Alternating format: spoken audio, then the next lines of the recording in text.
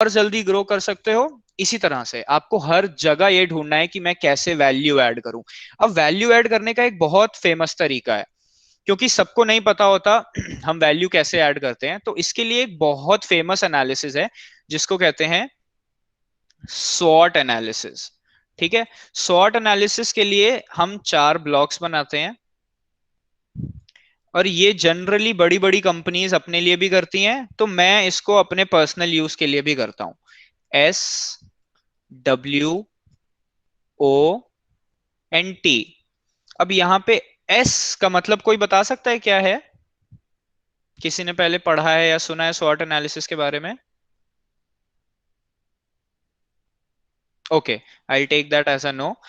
S का मतलब होता है स्ट्रेंथ्स। ठीक है, आपकी स्ट्रेंथ क्या है। डब्ल्यू का मतलब होता है आपकी वीकनेस क्या है। ओ का मतलब होता है अपॉर्चुनिटीज क्या क्या हैं जो जो आप ग्रास्प कर सकते हो। और टी का मतलब होता है थ्रेट्स। थ्रेट्स मतलब होता है कि क्या क्या डेंजर है, क्या क्या ऐसी चीजें हैं जो करने से हमारा लॉस हो सकता है, या हमारा करियर खो सकता है, या हम नीचे जा सकते हैं, हमारी ग्रोथ का ग्राफ नीचे जा सकता है। तो जब आपको अपनी स्ट्रेंथ पता है, जो मैं इतनी देर से बात कर रहा हूं कि आपको यूनिक स्ट्रेंथ ढूंढनी है अपनी, आपको यूनिक स्ट्रेंथ पता चल गई अपनी, उसी वक्त उसी टाइम के आसपास आपको अपनी वीकनेस का भी एनालिसिस करना उतना ही जरूरी है। क्यों?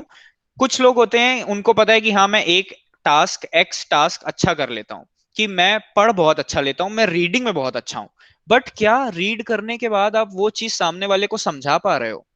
अगर नहीं समझा पा रहे, तो वो रीडिंग तो सिर्फ आप तक रह गई ना। आपको कम्युनिकेट करना आना चाहिए। किसी की रीडिंग स्ट्रांग हो सकती है, ठीक है, रीडिंग स्ट्रेंथ हो सकती है, तो कम्युनिकेशन वीकनेस भी हो सकती है। अब वीकनेस को आइडेंटिफाई करना क्यों जरूरी है? ताकि हम इस वीकनेस को स्ट्रेंथ में कन्वर्ट कर पाए। सब लोग अपनी एनालिसिस करेंगे, सब लोग देखेंगे कि उनकी स्ट्रेंथ क्या है, उनकी वीकनेस क्या है। स्ट्रेंथ को और स्ट्रॉन्ग करेंगे, वीकनेस को स्ट्रेंथ में कन्वर्ट करेंगे। ठीक है, समझ आ रही है? उसके बाद है अपॉर्चुनिटीज। अपॉर्चुनिटीज कैसे समझ आएगा? जब मैंने ऊपर ये चार स्टेप बताए और मैंने कहा कि रिसर्च करो, तो रिसर्च करने के बाद आपको ये समझ आएगा कि आपके पास क्या क्या अपॉर्चुनिटीज हैं, कौन कौन सी कंपनीज आपके इंटरेस्ट की हैं, या कौन सी फील्ड में आप करियर बनाना चाहते हो, वो आपके लिए अपॉर्चुनिटी है। और थ्रेट्स, थ्रेट मतलब डेंजर। डेंजर मतलब, डेंजर का एक बहुत बड़ा एग्जाम्पल हर फील्ड के लिए हो सकती है, हो सकता है पॉपुलेशन। ठीक है, इंडिया की पॉपुलेशन। अगर आप समझ रहे हो कि आप आज की डेट में आईएएस बनना चाहते हो, या अगर आप पुलिस बनना चाहते हो, या आप डॉक्टर बनना चाहते हो, आप इंजीनियर बनना चाहते हो, तो आप ये देखो कि कितनी पॉपुलेशन आपकी तरह वही काम करना चाहती होगी। तो वो एक थ्रेट है। ठीक है, अब इस थ्रेट को हम मिनिमलाइज कैसे करेंगे? वो सेगमेंट सेलेक्ट करेंगे अपने करियर के लिए, वो एक्स करियर सेलेक्ट करेंगे जिसमें आपकी स्ट्रेंथ सबसे ज्यादा हो, ताकि इस आप पॉपुलेशन को बीट कर पाओ। तो ये होती है हमारी स्वॉट analysis. Identify the strength, strength को ढूंढना, उसको और स्ट्रॉन्ग करना। वीकनेस को ढूंढना, उसको स्ट्रेंथ में कन्वर्ट करना। अपॉर्चुनिटीज को ढूंढना कि कहां कहां हमारी ग्रोथ है। और थ्रेट्स को ढूंढना ताकि हम उन थ्रेट्स से लड़ पाए। अगर आपको पता होगा कि आपके पेट में क्या प्रॉब्लम है, तभी तो आप डॉक्टर को बता पाओगे और उसकी दवाई ले पाओगे, राइट? तो इसी तरह आपको थ्रेट्स ढूंढना भी उतना ही जरूरी है जितना जरूरी स्ट्रेंथ और वीकनेस ढूंढना है। तो इसको कहते हैं स्वॉट एनालिसिस। अब ये स्वॉट एनालिसिस हम कैसे परफॉर्म करेंगे? मैंने सबके लिए एक डॉक्यूमेंट तैयार करा है। ये डॉक्यूमेंट सब देख पा रहे हो? इसको कहते हैं स्किल्स ऑडिट। इससे हम अपने आप का पता लगाएंगे कि हम कितने पानी में हैं इस वक्त और हमें किस किस चीज में काम करने की जरूरत है। ठीक है, हमें रेट करना है हर इसमें अपने स्किल को 1 से 5 के बीच में। 1 का मतलब है मेरे को कोई एक्सपीरियंस नहीं है इस फील्ड में, और 5 का मतलब है मैं एकदम एक्सपर्ट हूँ, मुझसे अच्छा कोई नहीं है। और 1 से 2 3 4 फिर अपने आप को आप रेट करोगे। ओरल कम्युनिकेशन, आप कितना अच्छा बात कर सकते हो। रिटन कम्युनिकेशन, आप कितना अच्छा लिख सकते हो। Numeracy, attention to detail, time management, और बहुत सारे स्किल्स हैं इसमें जो आपको देखने हैं। और फिर ये एनालाइज करना है कि मैं इस चीज में कितना अच्छा हूं, और फिर यहाँ पे स्किल लेवल पे इसको भरना है। अब जैसे मैंने कहा कि मेरा ओरल कम्युनिकेशन बहुत अच्छा है, मैं अपने आप को 4 देता हूं, तो यहाँ पे लिखना पड़ेगा एग्जाम्पल कि क्यों 4 दिया मैंने खुद को। तो फिर मैं एग्जाम्पल लिखूंगा कि मेरे साथ एक बार ऐसे हुआ था, टीचर को समझ नहीं आ रहा था, फिर मैंने उसको समझाया पूरे अच्छे तरीके से और टीचर समझ गई। तो ये एक एग्जाम्पल हो गया कि हाँ, या एविडेंस हो गया, प्रूफ हो गया कि हाँ आपने अपने आप को ओरल कम्युनिकेशन में 4 क्यों दिए। रिटर्न कम्युनिकेशन में मैंने दिए 1। अब 1 क्यों दिया? क्योंकि मैं लिखने में बहुत खराब हूं, मेरा लिखा हुआ कोई समझ नहीं पाता, कोई पढ़ नहीं पाता, या मेरी राइटिंग खराब है, ये यहाँ आएगा। और उसके बाद फर्दर डेवलपमेंट, आप इस चीज को ओवरकम कैसे करोगे, इस चीज से लड़ोगे कैसे? आई विल प्रैक्टिस मोर, मैं और प्रैक्टिस करूंगा लिखने की। तो सब लोग इस फॉर्म को फिल करेंगे। फॉर्म क्या, एक टाइप का डॉक्यूमेंट है, इसको फिल करेंगे। और दूसरा डॉक्यूमेंट है work value exercises.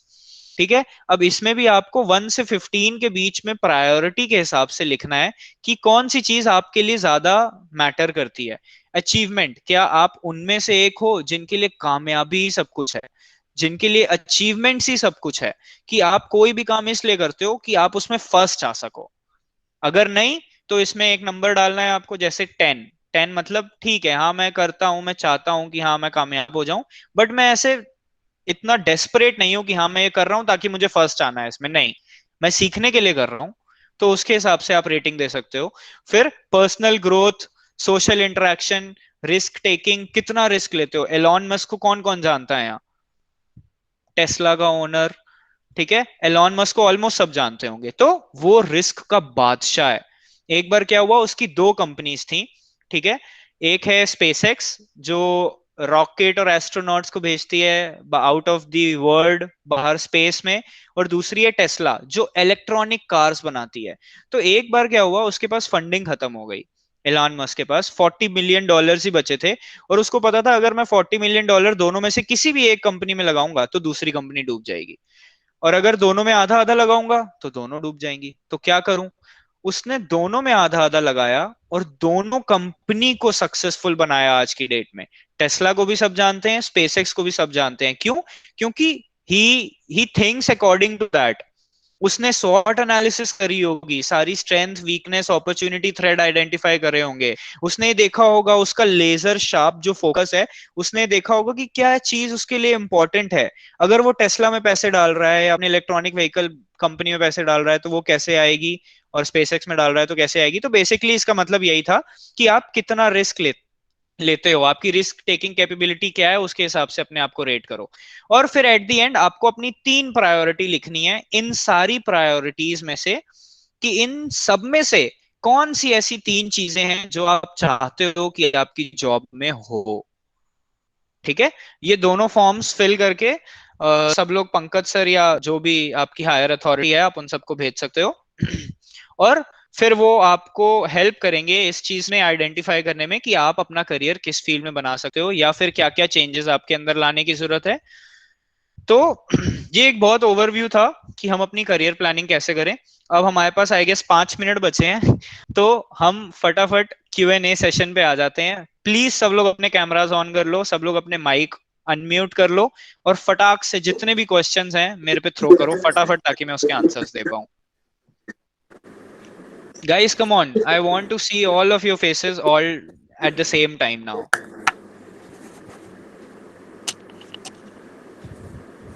Please turn on your cameras, everyone.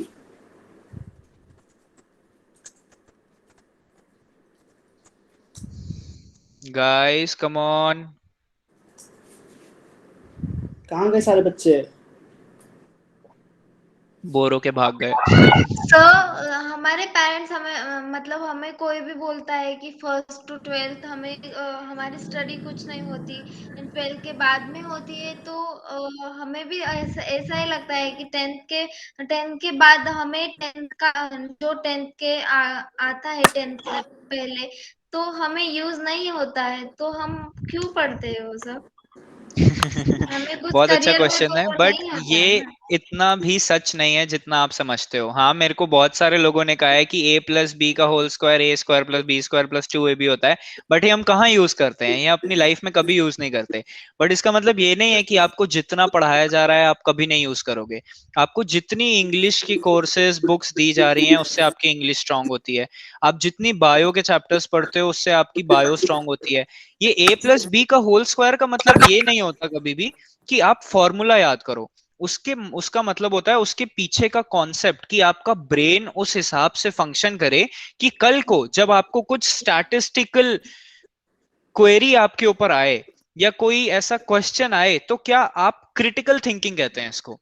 ठीक है, क्रिटिकल थिंकिंग का मतलब होता है कि आप कैसे कोई प्रॉब्लम अपने बेस्ट सोल्यूशन के साथ सॉल्व कर सकते हो। तो आप उसकी प्रैक्टिस इसीलिए करते हो ताकि आप अपने ब्रेन को जिम में लेके जा रहे हो बेसिकली।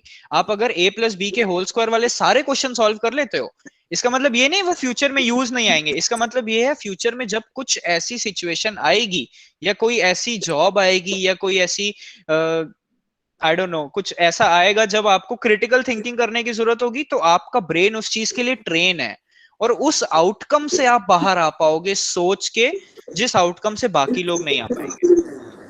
टेंथ ट्वेल्थ तक की पढ़ाई बहुत इंपॉर्टेंट होती है, बट वो आपको ये भी रियलाइज कराने के लिए होती है कि इन सारे सब्जेक्ट्स में आप कौन से अच्छे सब्जेक्ट में पढ़, मतलब आप कौन सा सब्जेक्ट है जो आपको सबसे अच्छा लगता है और आप आगे पढ़ना चाहते हो। इंग्लिश पढ़ना चाहते हो, इंग्लिश ऑनर्स कर लो। बायो पढ़ना चाहते हो, मेडिकल फील्ड में चले जाओ।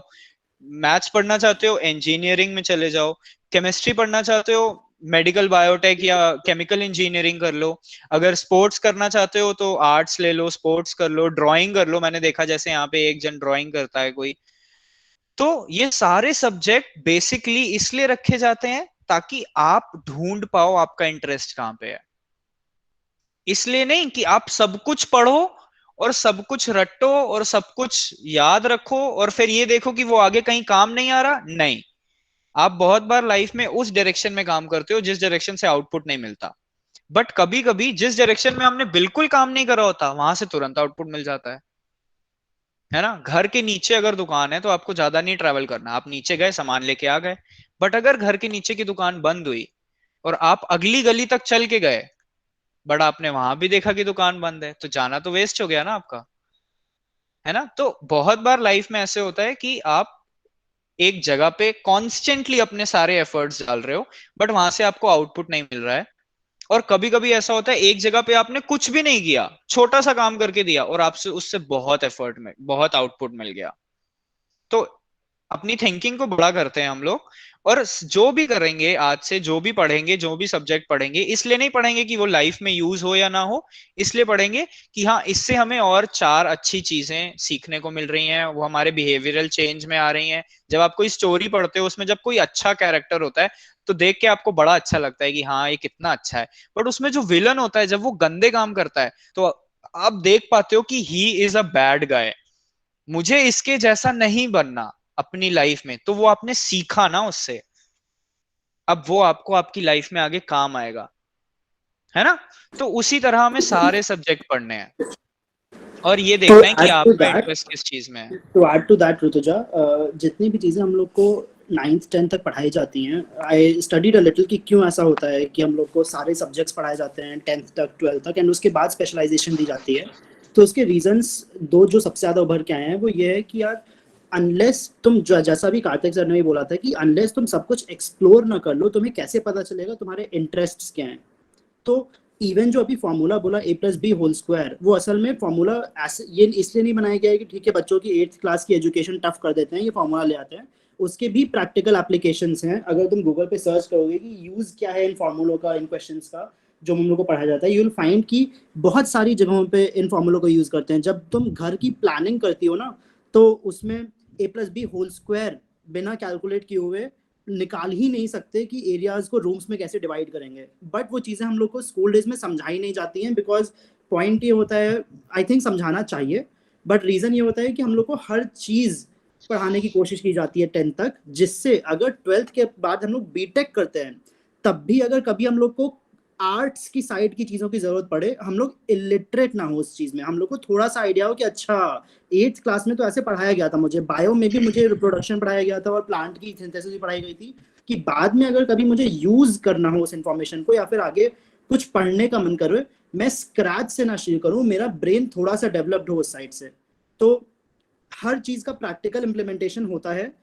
इट्स वेरी अनफॉर्चुनेट कि वो प्रैक्टिकल इम्प्लीमेंटेशन हम लोग को नहीं बताया जाता है, सिर्फ फॉर्मूले बताए जाते हैं, बट फिर भी इवन इफ हम लोग को प्रैक्टिकल चीजें नहीं बताई जा रही हैं, हम लोग को वो पढ़ना चाहिए, बिकॉज क्या पता आज से 10 साल बाद हम लोग का कहीं प्लेन से ट्रैवल कर रहे हो क्रैश कर जाए, और फिर साइंस की क्लास में जो हम लोग को सिखाया गया था कि अच्छा लकड़ी से पत्थर अर्ली मैन मारता था, उससे आग जलती थी, वही इन्फॉर्मेशन काम आ जाए, यू नेवर नो। इसीलिए डिफरेंट चीजें पढ़ते रहना चाहिए, इवन इफ तुम्हें लगे कि इसका तो कोई यूज नहीं है। एंड आई थिंक अगर स्कूल में हर चीज चेंज तो नहीं कर सकते, हर जगह ये नहीं कह सकते कि टीचर्स प्रैक्टिकल इंफॉर्मेशन भी डालो, बट तुम लोग एज स्टूडेंट्स खुद से ये चीज कर सकते हो कि जब भी कोई चीज पढ़ाई जाए और तुम्हें लगे ये तो यूजलेस है, तो गूगल पे जाओ और सिर्फ यही सर्च करो यूज ऑफ, और उसके आगे जो भी चीज तुम्हें यूजलेस लग रही है। अगर तुम्हें लगता है कि a+b² का फॉर्मूला बाइनोमियल थ्योरम है, ये नहीं मुझे पता, ये तो बिल्कुल बकवास चीज है, इसको क्यों पढ़ते हैं, तो गूगल पे जाओ, सिर्फ यही लिख दो use of a+b² in real life, और तुम्हें हजारों चीजें पता चल जाएंगी कि इवन रॉकेट्स को जब बनाया जाता है या स्पेस में जब जाते हैं तो यही फॉर्मूले को यूज करते हैं, बेसिक यही सिंपल फॉर्मूले होते हैं जो आगे जाके कॉम्प्लिकेटेड तरीके से ऑलमोस्ट हर जगह यूज होते हैं। इसलिए हम लोग को 10th क्लास में पढ़ाया जाता है ये सब चीज, कि इवन इफ मुझे पता है कि मुझे अच्छा आर्टिस्ट बनना है, उसके बाद भी तुम्हें मैथ्स में फिबोनाची सीरीज अगर पढ़ती हो तुम, तो तुम्हें वो चीज आर्ट्स में भी काम आता है। अगर कोई आर्ट्स की चीज पढ़ी हुई हो और तुम इंजीनियर हो, तो वो तुम्हें बाद में काम आ सकती है, तुम्हारी क्रिटिकल, क्योंकि दिमाग तो तुम्हारा वही है, अगर दिमाग का एक ही पार्ट एक्टिवेट करोगी तो दूसरा पार्ट कमजोर होता रहेगा।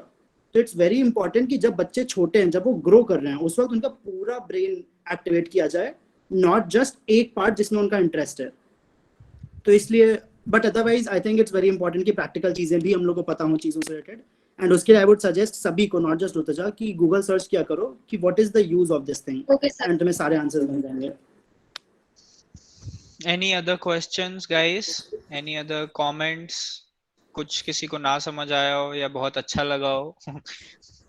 सर हमें मतलब 10th और 12th के बाद भी हमें इंटरेस्ट नहीं पता चला कि हमारा इंटरेस्ट किस में है, और फिर तो हम कौन सा करियर चूज करें, और बाद में हमें पता चला कि हमने ये चूज किया, ये स्ट्रीम चूज किया, पर हमें इंटरेस्ट दूसरे में है। तो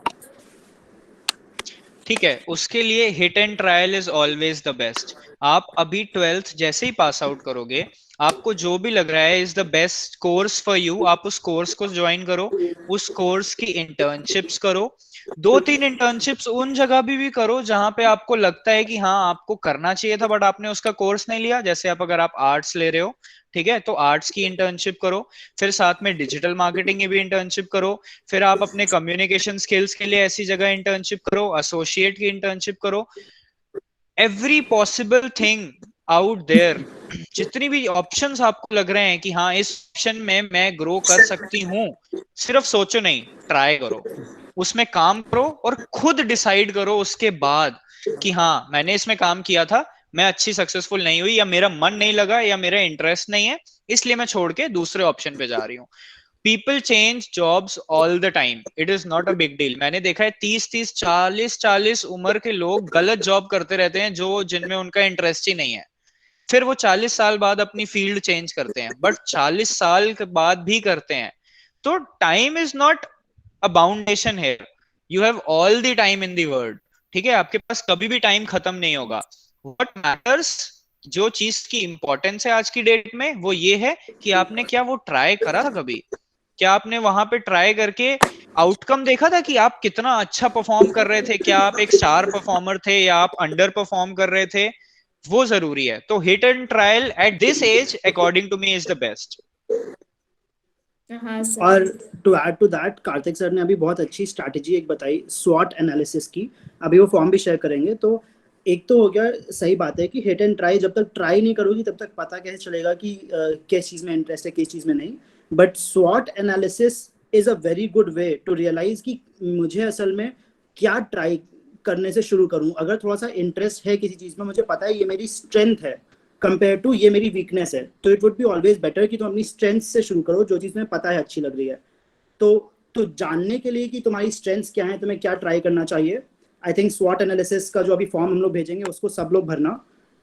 यू हाँ will sir. Realise, and as Kartik sir said, कभी भी जिंदगी यार खत्म नहीं हो जाएगी। 25 साल के हो, 30 साल के हो, 40 साल के हो, हमेशा चीज़ें बदलती रहेंगी, कभी एक जगह रुकोगे नहीं। तो एज लॉन्ग एज ट्राई करते रहोगे तुम्हें इवेंचुअली पता ही चल जाएगा कि किस चीज़ में इंटरेस्ट है, क्या कर लोगे। और वो एक्सपीरियंसेस जो है ना इतने सारे डिफरेंट तरीकों के, वो काम ही आएंगे तुम्हारे। कभी ऐसा नहीं होगा कि वो नो मैंने बर्बाद कर दिया अपनी लाइफ का 3 साल। वो एक्सपीरियंसेस है जो काम एग्जैक्टली आएंगे। हाँ सर। एक्सपीरियंस बहुत मैटर करता है, सेल्फ लर्निंग बहुत मैटर करता है। किसी टेक्निकल जगह पे काम करा, कोडिंग वाली जगह पे काम करा, क्या आप वहां कोडिंग अच्छी नहीं कर पाए, ठीक है, आपने कुछ तो सीखा होगा, आपने यस, अपने मैनेजर से कम्युनिकेशन करना सीखा होगा, तो कम्युनिकेशन ऐड हुआ। सेल्फ लर्निंग शुड बी, अगर आप सोच रहे हो 12th तक पढ़ ली या ग्रेजुएशन तक पढ़ लिया उसके बाद अब जॉब करनी है, आप कुछ लर्न नहीं करा, तो गलत सोच रहे हो। सेल्फ लर्निंग आपको हर लाइफ एक्सपीरियंस से लेनी है। और पर्सनल स्वॉट एनालिसिस के लिए मैंने चैट बॉक्स में एक लिंक डाला है, यूट्यूब वीडियो है, वो सब लोग देखना सेशन खत्म होने के बाद, तो आपको पता चलेगा कि खुद के स्किल्स की स्वॉट एनालिसिस कैसे करते हैं। ठीक है।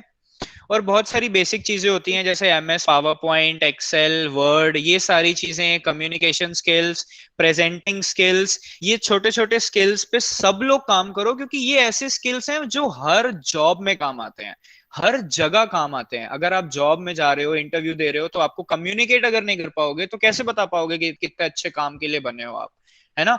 हर जॉब में एक्सेल तो यूज होता ही है, पावर पॉइंट तो यूज होता ही होता है। तो इसके ऊपर आज से काम करना शुरू कर लो। पंकज सर से कहो कि सर हमें थोड़े से असाइनमेंट दो जिसमें हमारा पीपीटी यूज हो, या हम पीपीटी पे काम कर पाए, या हम टीम्स पे काम कर पाए, एक्सेल पे काम कर पाए।